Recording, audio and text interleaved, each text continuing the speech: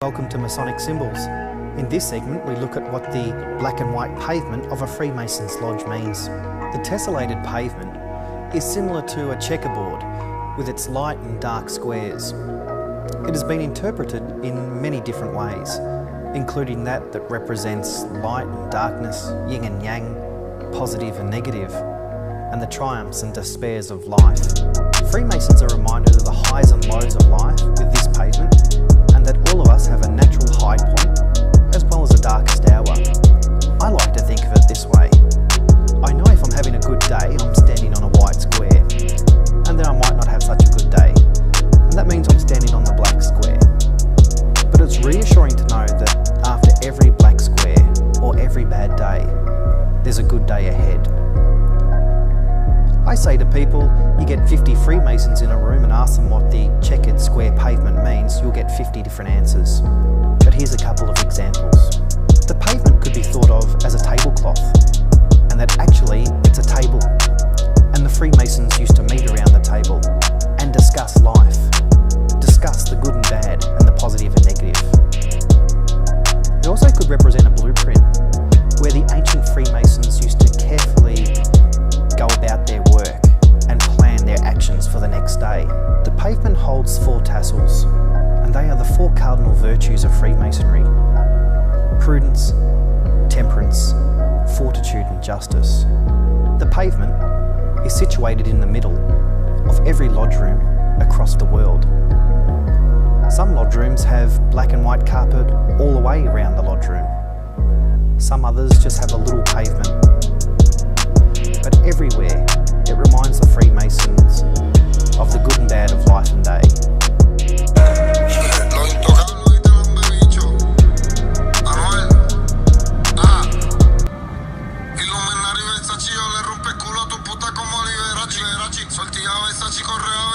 Coming live from Sandy Creek Park in Athens, Georgia, and we have with us the Imperial Grand Potentate himself, Dr. Malachi Z. York. The man that has made it possible for the Nubian nation to be established throughout the world. He has touched many, and has opened many minds to the truth. So without further ado, here's Dr. Malachi Z. York. Just a few questions, and first of all to say thank you for making it possible for me to be here and to know as much as I do know at this time. Alright, I want to say congratulations on your new title as Imperial Grand Potentate. Can you tell me what it means to us as Nubian people?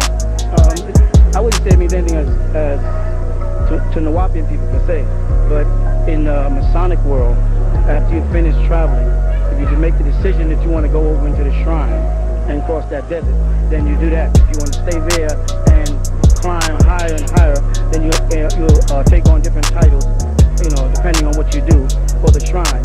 And the people I'm more concerned with the Afro Masonic lodges and the Afro shrine, because there is a split in Freemasonry between the whites and the blacks.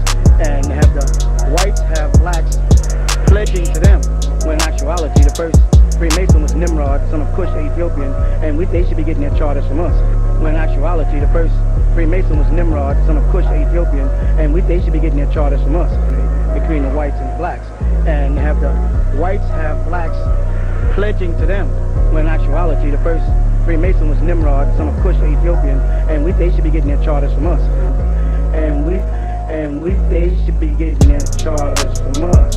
So I'm barely here to set the record straight. And I think it's time for Freemasons, I think it's time for us to come forward, because we're getting a bad name because of things that Caucasian Masons are doing, like Albert Pike and Albert Mackey and them, with their book Moral Dogma, where they give praise to Lucifer. And now Freemasons worldwide are being thought of as satanic and all that. And I think it's time for us to step up and let people know what we're allowed to let them know about our fraternity, right? But to set the record straight. You know what I'm saying?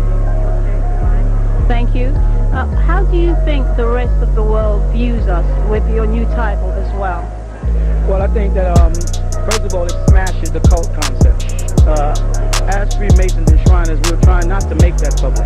But because we kept getting slapped in the face with cult this, cult that, then we had to say, as you can see, this says Nubian Grand Lodge. It's not just a chapter, it's a Grand Lodge, right? And our temples are going to spread across the country.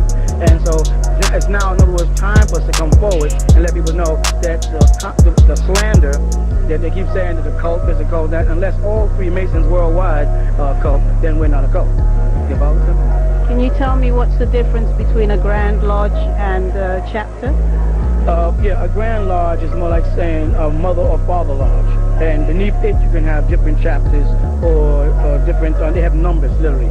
You know what I'm saying? And these numbers will designate a certain, have a name over, like the Amos Lodge in Macon, Georgia, or the Enoch Lodge in New York, or the King Solomon Lodge, etc. But they'll have a Grand Lodge above that, which issues, frankly speaking, I think President Bush is a good president. I'm not saying that I didn't like Clinton.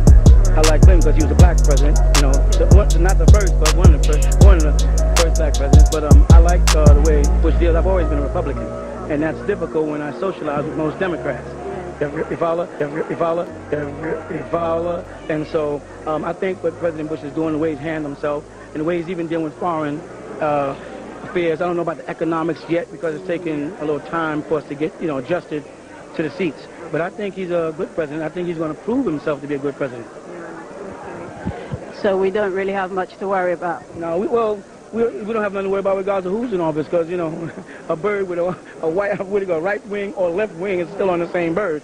So we ain't gonna, until we are in, we're not in.